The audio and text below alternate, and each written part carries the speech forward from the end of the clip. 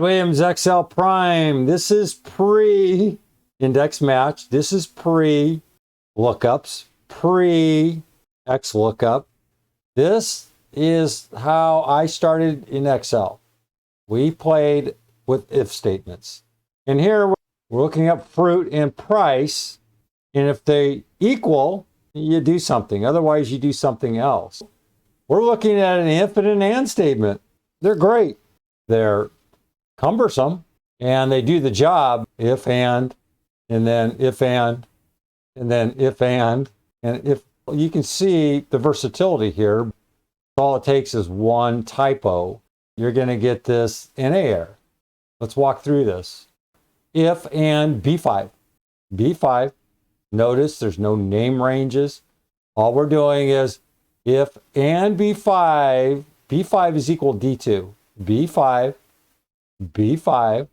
This is B5 banana. If B5 is equal to D2 and C5 right here, 97, is greater than or equal to 100, then show 5. If and B5 equals D2, C5 is less than 100, 4. If, you can see this? This, to me, is simple stuff. Because we would have to go out.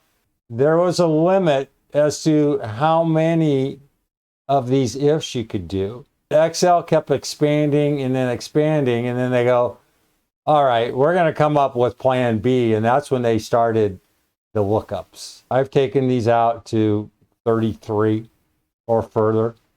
They are a mess, but they serve a purpose.